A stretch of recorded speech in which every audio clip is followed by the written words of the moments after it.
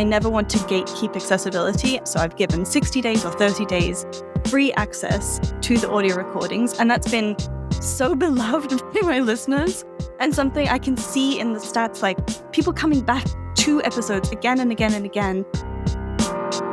Welcome to another Launch Your Private podcast. I don't know why I paused on the name there, but I did today. That's where we're at. But we are excited to have Michelle Pontvert on today, who is an easy events enthusiast, which you're going to hear how the choice of audio completely supports this title. Michelle, so good to have you on. Welcome. Thank you so much for having me. I am an avid listener, so I'm really excited to actually come on and share some of my private podcast love with everyone. Yay. We love a fan. Awesome. So you get to now share your strategies. You've been using Hello Audio for some time. Oh, yeah. I'm a private podcast convert and basically try and find every way I can possibly use it in my business. So, yes, we love that. Yeah. So what I came in to share today was really how I approached hosting an online event using Hello Audio, using a private podcast, and really leaning on that format to keep it low lift, low stress. And really, I like to call it like a win-win-win, a win for me as the event host, a win for my event collaborators, the people speaking, and then a win for the people who are tuning in and listening as well. So good. Okay, so we're going to dig in on that. But first, why don't you tell listeners a little bit about yourself and your business, how you make money online, what that looks like? Yeah, I'm a course creator, group program host, and as you said, I'm an easy events enthusiast, so I talk all about online events. I help you host your own, participate in more, manage being part of the online event world, and basically I'm about helping you grow an email list to sustain online course sales in a really low-lift, manageable way. Because I don't know about you, but I have a lot of life stuff happening and I need it to fit around all my work and not overtake it. So I'm really all for finding easy, sustainable, low lift ways to run a business around a lot of life. Yes. I love that. We are life people over here at Hello Audio. There's a lot of life happening. Yes. So we can appreciate that. And I love the language of low lift. I'm so happy that has come out in our space, because I think, as people who've been in business a while, all three of us, right? We kind of look at the online space and, back in the day, leads used to come a lot easier, but also the work was a lot harder. So now it's flipped. Yeah. We got AI. Work is a little bit easier. Oh, but the leads are a little bit harder, right? Or, we could make it more complicated in some respects. So I'm excited to hear your perspective on this, especially since it's something that you teach, and then also to hear about this event that you hosted. So one thing I want to point out, you don't call it summit or bundle or anything like that. You're using the language of events. Let's talk about that.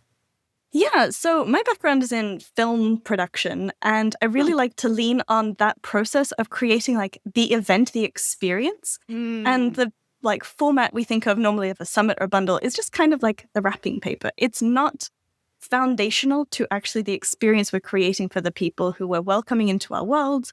I really like to take that focus off of the summit, the bundle, the how things are done, and really take the focus back into creating an experience and creating a feeling, a connection, an emotion with this event that we're creating online. And so it's why I kind of like to differentiate from the summit, the bundle stuff, because it's more about building connection, conversation, kind of authentic human-to-human interactions via these events that we're creating. That's so cool, because I think too, we've talked about this before, webinars, there's language in our space that has very heavy connotation to it. Yes. And so Nora, we were talking on the pre-call, the idea of a summit is just that sounds so much work. And it is. And so are bundles too. And so here you are kind of saying, look, I'm not even going to title it that. We got the hook, we got the curiosity. What is an event? How does she differentiate? So us laying that up out front, I think is really cool. You're putting the experience first, less the structure of the collaboration and more about the whole process and the event for everyone, right? The host, the collaborators, and the listeners / audience, right? Exactly, yeah. And I really love the idea of it being an experience that's enjoyable and productive on all three sides. I think a lot of times when we participate or host a traditional summit, it can feel a little transactional, a little extracting people's audiences and their signups and their emails. And I don't think that's the right attitude to have when we're trying to welcome people into our worlds to potentially work with us. I think especially with the rise of AI and automations and all the competition, let's say, I call it what it is, in the online business space, what we're really lacking is trust and human connection.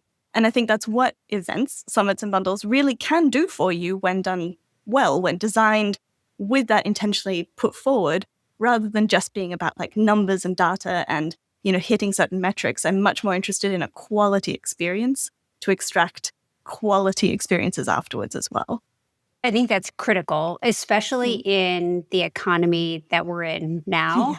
I think the actual connection piece of it, it's not just attention. It is really connection. And I'm curious. Yeah. So, you've obviously been a Hello Audio user for a hot minute, and you were introduced to private podcasts somewhere along the way. So I'm curious that moment where, you got introduced to private podcasts and you were thinking, this is the way that I want to generate leads. Like this is, because we've got options. If you think about lead magnets, we've got a lot of options, and some are not as low lift as others. But I'm curious why you made the choice to use a private podcast for this.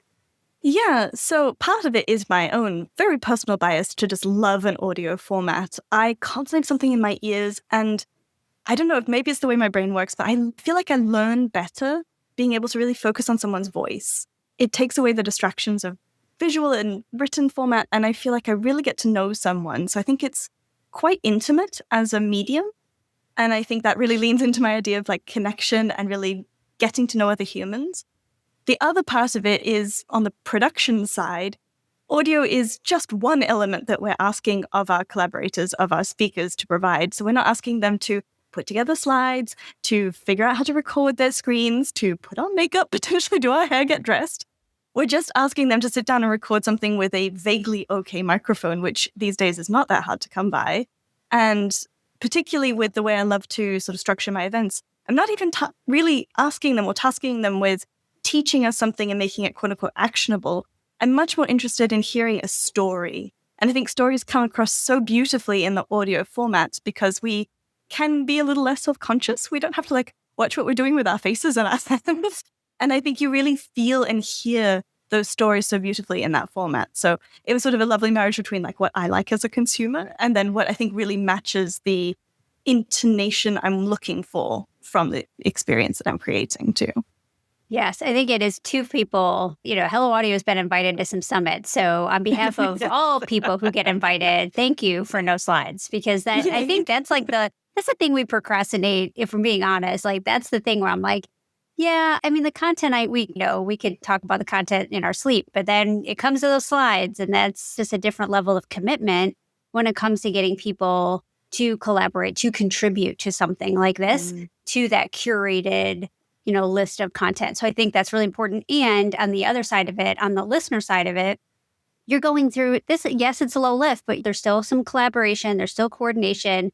So we do want people to consume this. We don't just want to create an asset to leave it out there in the ether. And I do think audio is easier to consume for a lot of people versus, I don't know how many people, I think you had said 33 collaborators in this. And so think about having to watch 33 videos versus just hitting play on a playlist. Like that feels a lot easier in terms of getting people through that content as well. Yeah. And particularly on the getting people through the content piece, one of my big sort of values and sort of kind of guidelines in my business is that accessibility shouldn't be something we have to pay for. And I never want to gatekeep accessibility. And I really loved being able to like use your fancy, cool transcript tool to create automated generated transcripts for all the people who couldn't listen into the content for my events, but then also provide them with longer access time for brains that need a bit more processing speed to be able to listen to everything, and lives that are busy and complicated and can't sit down for 24 hours to binge listen to everything. And so I bake into the free tier of my events much longer listening time than is typical, because my best interest is for people to have a really great experience, and for the people who have spent that time to record a lovely audio story for us to have the most exposure. It only makes sense for me to extend the listening time. So I've given 60 days or 30 days free access to the audio recordings. And that's been so beloved by my listeners, and something I can see in the stats, like people coming back to episodes again and again and again. And I can see that that's really helping form that relationship with the speakers that I'm choosing to spotlight. And I really love being able to not gatekeep that because I have the access to fellow audio. Like it's already there. And I don't feel like I have to be precious about holding that back. I think that's really been, it feels very generous and feels very aligned with my business sort of values overall too. I think this is important, what you just called out, because I know in this space, in this, online digital marketing world, you see a lot of events, whether they're labeled as a summit or whatever. And you do see, like, you've got 24 hours to listen to this day's notice unless you've paid, unless you've upgraded. And I think what you're bringing up is an interesting point in terms of how you designed this and how you're leveraging private podcasts for this and the choice that you made, not only for your listeners, which I think is important, but also for the speakers. Because as a speaker, you are putting in effort. I mean, it does take time to contribute to something like this, and you're having additional exposure. I think it's interesting because most people think, oh, well, if you don't have urgency, and I'll use air quotes here, or if you don't push that or give this deadline, it's like, for some reason, people they assume, oh, they're not going to consume it. And I think this is an interesting choice for our listeners to understand that it's not necessarily, you're having evidence that shows that you can give 30 days or 60 days of access to a private podcast, and you'll actually get additional exposure and additional engagement and additional connection. And I think that's a really important kind of distinguishing feature of how you design this as well. I think you've used exactly the word I use, and that's designing the event. We can create events, we can create summits and bundles for all sorts of different goals we have in mind. A summit that's created to hype up a launch is a very different beast than something that's just designed to nurture your existing audience closer towards working with you.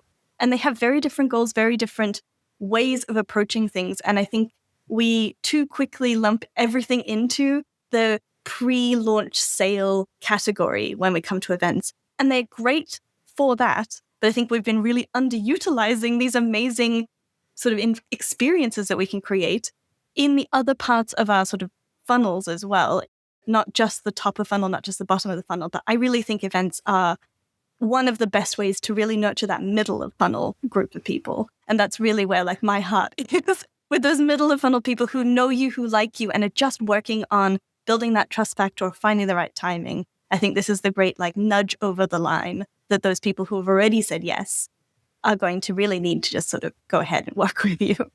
I love this. I want to talk about results, but before I get into the results, I do want to talk about the design. So let's go a little bit deeper into how you chose to design this. So I'm curious, for someone who might be listening to this episode and they're thinking, this is something I might want to try, but I want to talk about, your outreach to the collaborators that you chose to engage and kind of what that looked like. And maybe some of the responses when they did hear that it was just audio and, no slides required. And I'm wondering if it was easier to get contributors.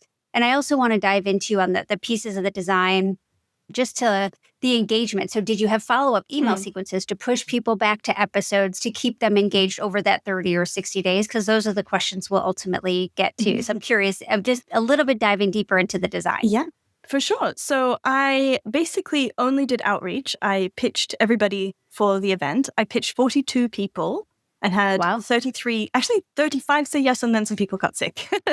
And I really did stretch it between like people I follow, I know, I work with, and some bigger names that were a bit of a stretchy ask. And I was very surprised how many people said yes. Like I really wasn't expecting such a resounding response to those pitches. And I'm actually currently hosting another audio summit next week. And the same thing happened again, sending out these requests that felt much more like a collaboration than an ask. I think got really great responses because I wasn't just trying to like extract their list. I wasn't trying to just, take up space on their calendar. I have a bit of a loosey-goosey approach to promotional requirements too. I really just ask that we're making a win-win exchange and for us to feel like that's a fair deal that we're making, whatever that looks like. So I think that's really helped me get quite big name people into these events because I'm not being rigid with a format that's time, restrictive for them, that I'm not being too rigid with my promotional requirements. I'm actually finding more people promoting my events with this sort of looser approach, not, holding people like children, but really letting them be adults and sign up to this collaboration in the spirit of collaboration and not just like an extraction. So the pitches have been great, and I really do get very high response rates, I think because of the way it's designed to be a win-win for them very deliberately. One comment about what you just said too is by allowing people 30 or 60 days, because I know Hello Audio will get pitched to participate in some of these, and they do have requirements where you have to send an email on a specific day. And sometimes it's like right during our Black Friday promotion or right during, and it's like, I can't do that. That doesn't fit in our promotional calendars. And when you are trying to go after larger companies, they have set promotional calendars. And so giving that additional window, I think, also gives people the flexibility to promote and to share it where it can fit into their promotional calendar. So I just wanted to highlight that, because I do think that's also really important as you're asking people to promote. I mean, it is, you want a win-win, but give people some space and flexibility to get it to fit in there. I think that's important too. So the collaboration is great. And then I'm curious, just the recording process of it, I think, and then, also the follow-up. So how did you bring people back with email sequences? I know I just gave you 2 more questions, but this is my bad habit. So I'll try and put both of them in my head. We got you. Yes. So with the follow-up email sequences, I just did a broadcast to my list of everybody who'd signed up for the events at sort of warning times, being like, you have 30 days left, you have 15 days left, you have 1 day left, like make sure you've listened by then. And then I actually was very clear with my first audio event saying, I'm offering you 60 days because that's when my Hello Audio plan renews. I'm not guaranteeing you anything beyond them. And I emailed them after saying, I've renewed for another year, so you get longer access. And I think it was a really nice way to put my little affiliate link in there too. But it was a nice way to kind of, again, continue that generosity. And I saw another spike of listens after each of those reminder emails, just saying, don't forget you have this resource. Don't forget this is here for you. And I think that was a really nice way to extend a little bit the longevity of these recordings. Nice. I like that. And any issues with, a tech piece of it, I think, is something that if you're not a user of Hello Audio, you assume it's going to be very difficult to create something. So I'm curious what your experience was. I mean, I find it very intuitive to create Hello Audio feeds. I've also been making them for like pretty much all my freebies, all my courses. Like I can't find enough excuses to use it. So I'm already very familiar. But it was really nice because I had people submit their audio recordings in kind of whatever format was easiest for them. So I had some people who gave me videos that I could just upload and Hello Audio extracts the audio. I had some people who already had audio files. I had some people who need a little bit of cleaning up from the background sounds. And so I was able to just like toggle in some background cleanup noise. And all in all, I put together the entire event, this audio summit with 33 contributors in about 34 hours. Like pitching, getting all the collaborators stuff in, setting up the event, landing pages, emails, like all of it, 34 hours. So I feel like that can't say enough about how simple it was. Once I kind of was intentional about the design of the event, the rest falls together very nicely. And I was using tools I'm familiar with. I wasn't trying to learn a whole new platform. I was using something that feels really familiar. But I do think Hello Audio leans itself to even a newer user because there aren't too many settings. There are too many things to fiddle with. And the integrations were really helpful. So I had my landing page, my registration page through Thrivecart. And I was able to just use an integration to say, like, when someone signs up through Thrivecart for my event, add them to Kit, which is my email list, and then add them to Hello Audio. Then it was all done. I didn't have to set up any zaps. I didn't have to follow up with anything manually. And I really love when things integrate natively. It just makes my life so much easier. And I actually tried for my most recent event some different setup, and I swapped it back to Thrivecart because I was like, I just want to integrate natively with Hello Audio. Like, I just want that experience for someone who's registered, getting the email right away in their inbox. I just think there's something so satisfying, but you're also capturing people while they still remember what they signed up for. I don't know about everybody else, but I signed up for a lot of stuff online, and I forget what I've signed up for very quickly. And being able to see it in my inbox right away, add it to my podcast feed, even if I've just got like one little hello, welcome, episode in the podcast feed, they're popped in there. They don't have to think about it. And then when the event starts to sort of happen, I had some people email saying like, oh, I forgot this was happening, but it was such a nice surprise seeing it in my podcast feed this morning. And so I think that was a really lovely user experience to create too. It was very seamless and very easy on the listener end as well. I think that's great. One question on the design. So when you had people sign up, did you give them automatically access to the feed with the welcome episode? Is that what I just exactly. heard? Okay. Yeah, I've tried both ways because I use Hello Audio for a lot of things. And I tried having no episodes published first. And I did find that people would like add it and they'd be not sure if they've added it.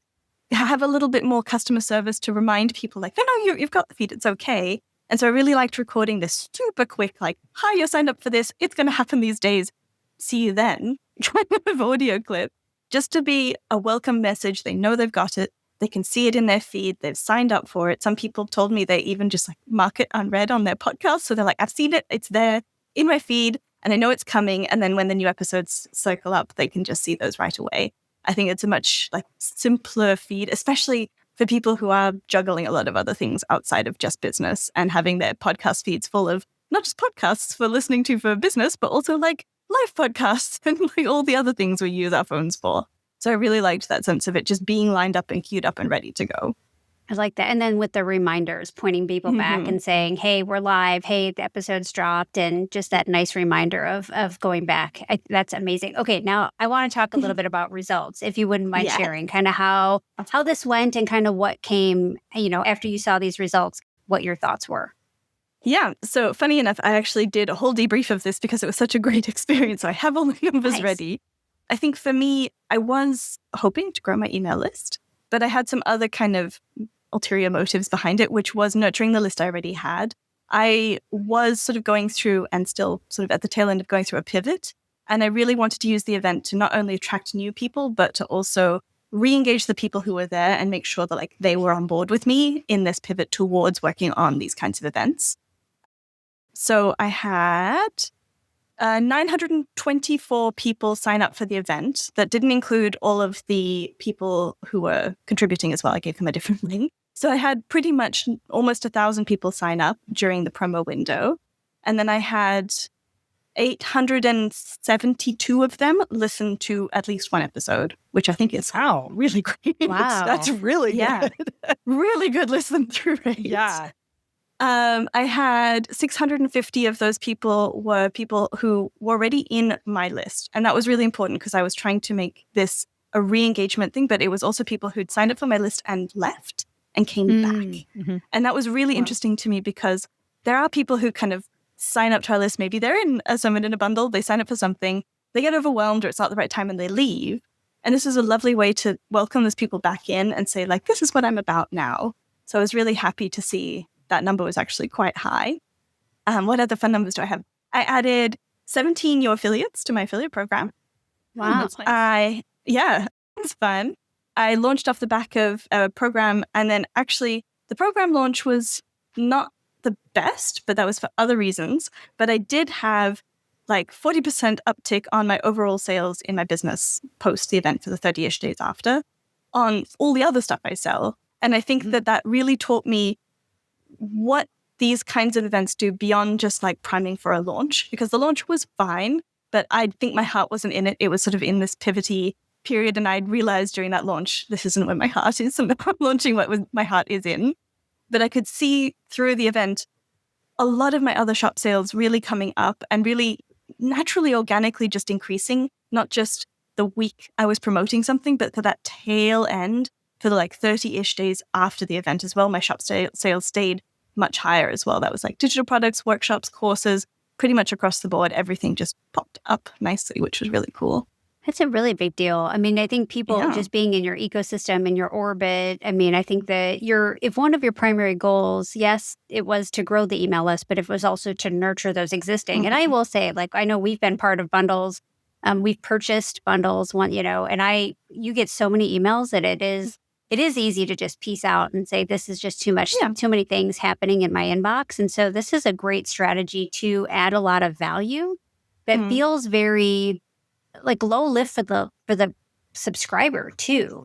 This is a great way to contribute to them and allow them to maybe reintroduce at a different time when it's the right time or when they have more space. Because if you're getting 100 things in a bundle, there's not a lot of space to understand what you're even getting. You're just like collecting things at that point. But that's an interesting strategy too. Yeah. Yeah. I had some other fun numbers to share as well, if you want to hear my other fun numbers. So I also had, as a direct result of hosting the event, a bunch of other invites for other things pop up. So I counted them. I had 2 guest speaker opportunities, 4 summit pitches, 6 bundle opportunities. And then I had like all my click rates, my open rates, my responses for my emails have all been like historically the highest they've ever been in the 30 to 60 days post the event. So I feel like all my numbers just all bumped up nicely across the board, not just sales, but like the other things we sort of count on in our business too. Yeah, and this really ties to what you kind of led with, which is this idea of like connection was actually the important part of it. Sounds to me like the way you approached it as well, like again, low lift, but low lift for your people as well. But now they're like re-engaged, and it's noisy out there right now, right? And there's something really magical when people choose to engage with your content right now, because there is a lot of competition. And I think this all speaks to the power of audio for that too, because it's like, sure, I would say, I bet the amount of people that logged into, if there was a learning management system that they had to watch videos, would not be as high as that number you shared with us at the beginning. But then, let's say they log in. This is what I tend to do. I'll log in because I get that first email from the person, and I'm like, cool, what does it look like? But then I don't return. That's my biggest thing that I do. And so the login rates, but then even the watch rates as a result after that, even, right? Where with podcasting, with having it in a podcast player, that person can forget about it, but then to get them back, it's easy. Because when I forget about it and I get an email from someone from a course that I bought and I haven't logged in a while, I'm like, yeah, because I don't got time for that, right? I'm not at my computer looking to learn something, right?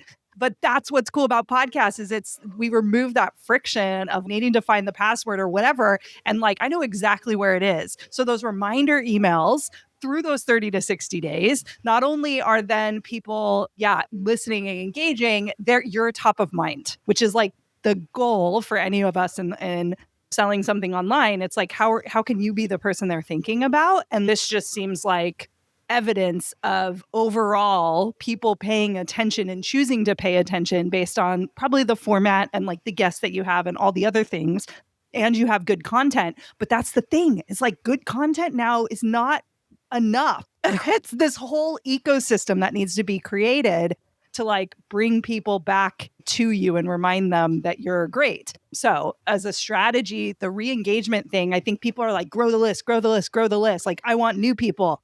But it's dude, just even those 1,000 people that were still on your list now re-engaging, those are why the numbers are up. It's not because of the new people that were come to, maybe in the next one, those people will meet. You know what I mean? What I'm saying? So it's just thinking about it from that perspective, I think you're positioning this as such a good argument for people to try something like this with audio just because audio is easier, and also not be so focused on growth, but also be this is a way for me to keep connecting with the people who've already raised their hand in some part of their journey with me to be more re-inspired by you, I guess.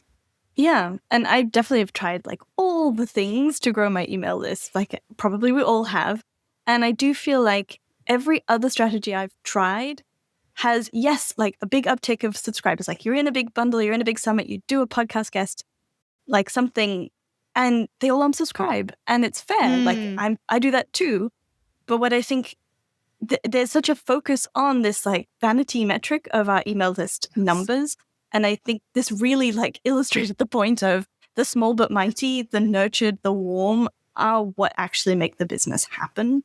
And we don't need hordes of people to make the average small business actually function. We need people who are going to buy again, to become referrals, to become cheerleaders and leave great reviews. We need that warmth in our business, not just the cold new traffic. And I loved being the counterpoint to that, because I do think people are getting a bit panicky of oh no, the business world is changing. Let's throw everything at the wall and try and grow our list as big as we can. And I think we're forgetting the resources, the assets we've already been creating with all this hard work, and forgetting the humans on the other ends of those emails who just need a little bit more, just need a little bit of love and connection and human touch to remember that you're not just trying to sell to them. You're not just trying to extract something from them. You're actually trying to help them. And most of our businesses are really baked into helping people be something they want. That's good. It's sad that we need that reminder, but like sometimes we do, right? We're doing this to help people, right? Like that's the goal. Yeah, totally. I don't know. My latest event is called Evidence of Humanity, and it's really brought around like some of those core things we forget maybe, that like we're just people talking to other people, and we just want to feel like we trust human to human, that we're buying from people we trust, who know what they're doing, who say what they're going to do. Like that feels so fundamental, and yet is now one of the hardest things to prove in online business spaces. And I think there's something really like tragic, but also kind of a nice opportunity to take there of prioritizing connection, community, conversation, because I think that is now going to be the most valuable asset versus lists, versus numbers, all that other stuff. Yeah, it's that quality, the quality of relationship. Yeah, where it goes, the businesses goes so far beyond a transaction. It's so much more than just transactions. Yeah, I agree. I wish more businesses understood that. But yes, or we're reminded of that more regularly, maybe is the better way to say that. Well, I think we're all doing our part there. Yes, for sure. I think this is really interesting, just how you've designed it. I love that you're giving people extra space. This is, I don't know, I don't think we've ever had someone design an event like this. This feels really unique and very focused on, and usually it is very much lead gen. Most people who run these types of events aren't really talking about using it as a nurture campaign or using it for nurturing reasons and to re-engage that existing list. I think that's also very unique about this as well. And your numbers, I mean, it feels like it was such a win-win. It sounds like it was a good experience for you to do, because we all know that not all marketing efforts feel great, but it sounds like it was, you know, a good experience for you, which aligns with what you teach, and then also a good experience for both the collaborators and listeners as well. Yeah. I mean, it was such a great experience that it caused me to pivot my business, realizing nobody else was doing this. And like, I have the kind of tragic, wonderful side of this, that the event I ran in January happened while I was like the sickest I've been in years. I was like in bed. I had asthma, infections, cold, flu, like I was out, and the event just happened. And it was so beautiful, this like business growth, this lovely experience happening while I'm like melting in my bed. And it was just a beautiful kind of wake up call for me of like, oh, we need more of this. We need to be able to create things that are valuable, that create these experiences for our people, but don't rely on us being on all the time, and accommodate us when life kind of gets the better of us sometimes. And that's something that really like hit home for me coming out of that event. That's maybe why that launch didn't go so well, because my heart quickly realized this is what's missing. This is what's missing in my business, and what's missing, I think, in a lot of our businesses is sustainable ways to not just grow, but to nurture, to engage, to create community that don't rely so heavily on us having to be on like makeup ready. We don't have to be anywhere, do anything at any particular time. And that's really quite revolutionary, I think, in a weird way, like quite rebellious in the online business space that does tout like so much live, so much energy, so much pushy sort of feeling. I think there's something really like quietly rebellious about saying, you know, I'm doing this my time. I'm creating something that's valuable and for connection and community first. And I think people really saw that and felt that too.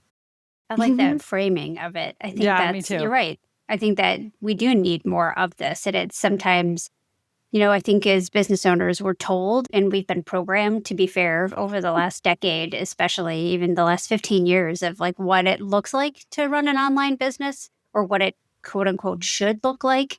And it doesn't have to. There's a lot of different ways. I mean, we've had a lot of Hello Audio users that moved to audio only and, you know, audio first content, where they were like, no, you know, it doesn't have to be video, or it doesn't have to be this. I can do it in a way that actually fits the way I want to show up, and the way that fits into my, you know, busy life. And it's successful. I mean, we have multiple, you know, successful businesses using Hello Audio. So I love that you're doing this. And it sounds like you're also doing a debrief. So you have some insights, you're offering that. So we'll make sure to put the link to that as well. But I love this. I'm curious if there's someone listening to this episode and they're thinking, all right, maybe, do you have any advice for them? Anything that you might, like insights that you might give them? Yeah, I think really it comes down to figuring out what feels light and easy to you, and leaning into that as hard as possible. You know, if you're a writer at heart, you can create events that are like words on page focused. If you are a talker, if you like to verbally process things, you can lean into that and you don't have to pretend to be any which way to communicate your value. And I think figuring out how you best present yourself, how you best communicate, how you best show up in your business solves a lot of problems. And I think hosting an event like this can really help you figure out, like, if you love an interview, you can pre-record them and set up a podcast interview series.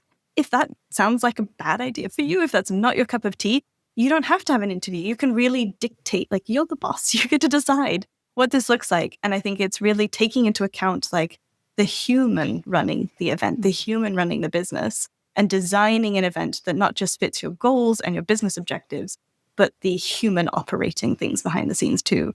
And that's kind of my like love language, is figuring out those two things together.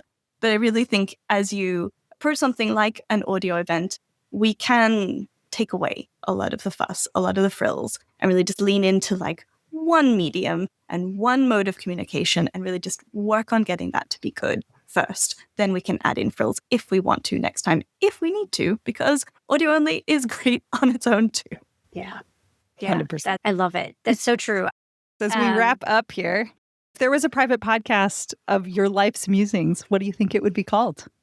Oh my gosh. I don't know. I feel like just pottering about. I've moved a lot. I've had a very weird life. Very British of you. There's just a lot of... I just have a lot of like musings as you potter about and like have a wonder, have a think. And I think I have my best thoughts when I'm just pottering about. So I love that. Yes. That's great. Yeah. That's actually it feels very on brand. I feel like it could be very interesting. Yes, that's great. Well, we'll have to rename my public podcast. There you go, done. Maybe it's the spinoff. Yeah. Very cool. Well, Michelle, thank you so much for hanging out. Well, now that you're going to be teaching this and having other people maybe experiencing this, we'd love to have some of your folks on, right? Once they start doing what you're doing, and maybe even have you back on, because there might be a lot of lessons that you learn if you start sharing your insights with this and more people start doing it, because we love to see it, of course. I'd love that. Awesome. Well, thanks for stopping by. And yeah, we'll have you back on for sure. Thank you so much. And thanks for the excuse to basically nerd out about one of my favorite things I've done in my business. And I think one of the best uses of a tech tool I have in my business too. Awesome. That's great. Thank you. Thank you. And there you have it, audio heads. Another episode of Launch Your Private Podcast is in the books. I hope you're leaving today feeling even more ready to amplify your voice and connect with your audience in meaningful ways. The adventure continues in our next episode with even more insights, strategies, and inspiration to help you along your own private podcasting journey. Of course, make sure to check out helloaudio.fm to start your own private podcast. And remember, you've got amazing content that needs to be heard. So let's turn the volume up. Until next time.